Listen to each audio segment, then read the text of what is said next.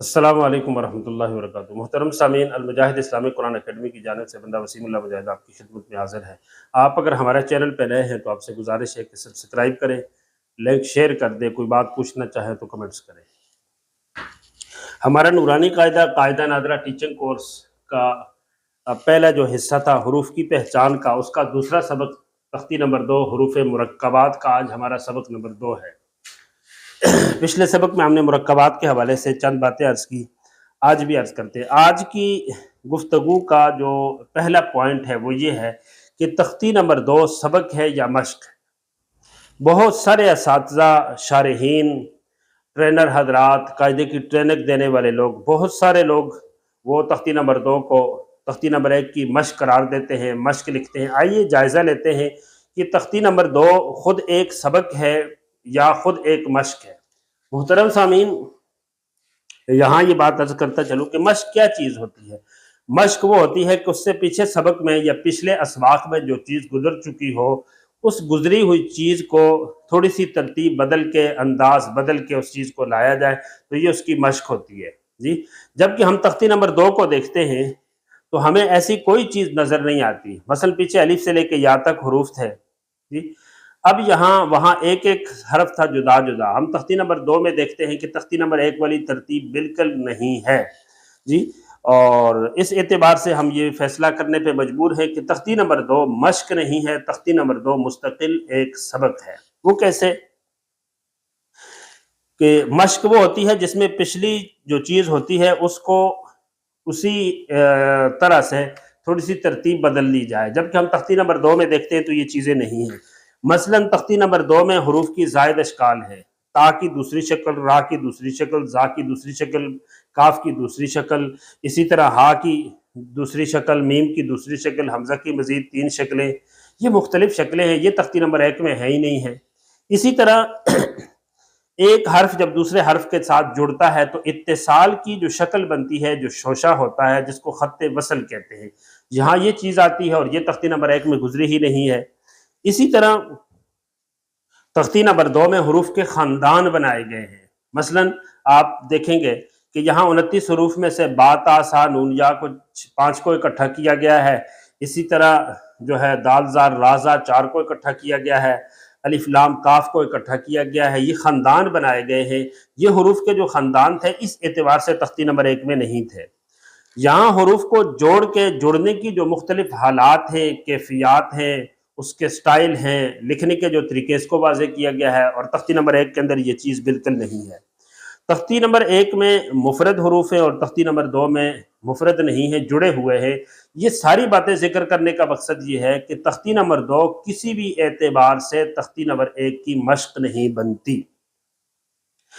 तख्ती नंबर 2 तब मश्क बनती कि मसलन यहाँ अलिफ पहली तख्ती में बा, ता, सा तरतीब के साथ हरूफ होते हैं और तख्ती नंबर 2 में आगे पीछे कर लिए जाते हैं, या, नून, काफ, लाम जी, मीम, बा, जीम, दाल, सीन, इस तरह हरूफ को आगे पीछे किया जाता तो फिर तख्ती नंबर 1 की मश्क बनती थी।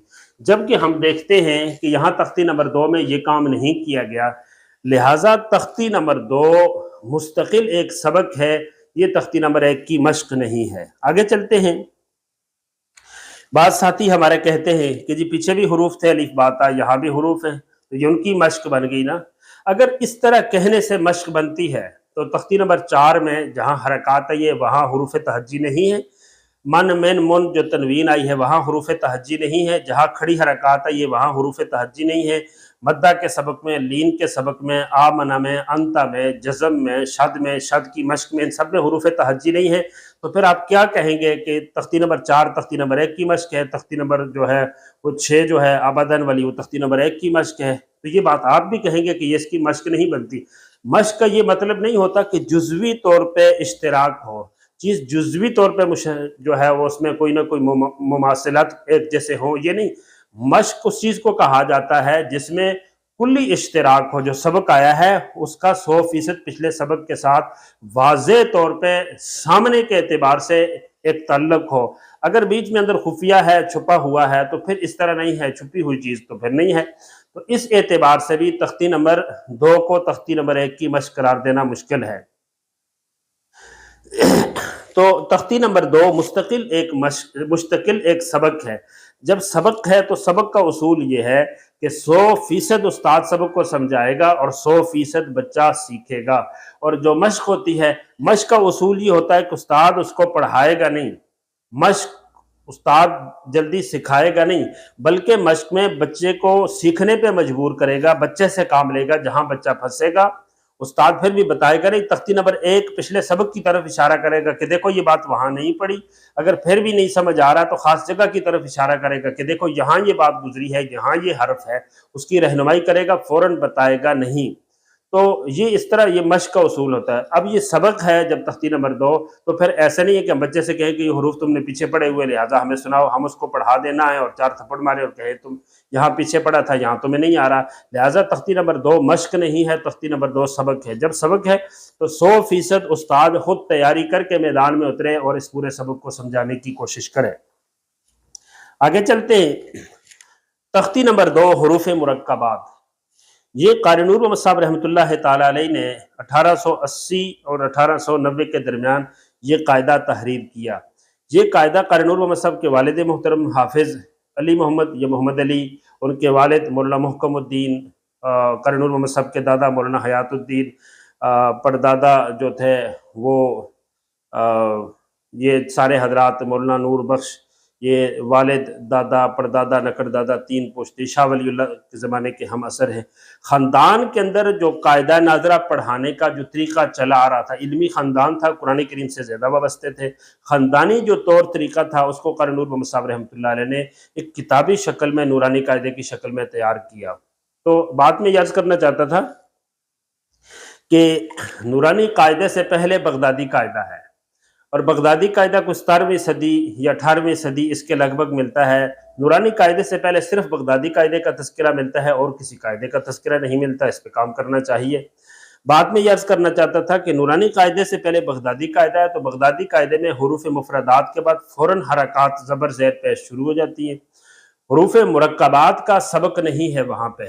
نورانی قاعدے کے اندر جو کام حروف مرکبات پہ ہوا ہے، یہ ریکارڈ کی دنیا میں جو ہمارے سامنے ہے، اس ریکارڈ کی دنیا میں یہ پہلا قدم ہے، یہ پہلا کام ہے جو قاری نور محمد صاحب رحمۃ اللہ علیہ نے کیا ہے، اور ایسا زبردست کام کیا ہے کہ اس وقت سے لے کے آج تک، اس 1.25 صدی 1.5 صدی کے اندر جس خوبصورت انداز سے، جس گہرائی سے، جس باریکی سے، جس اسرار اور رموز کی باریکیوں کو سامنے رکھ کے، اور جس دور اندیشی اور جس گہرے مطالعے اور جس گہری بصیرت کی بنیاد پہ تختی نمبر 2 قاری نور محمد صاحب نے مرتب کی ہے، بندہ اس فقیر کی نظر سے 350 یا 400 کے لگ بھگ قاعدے گزرے ہیں، میں نے ان کو دیکھا ہے، سمجھا ہے، باتیں نوٹ کی ہیں، ان پہ تبصرہ کیا ہے، ان پہ ویڈیوز بنائی ہیں۔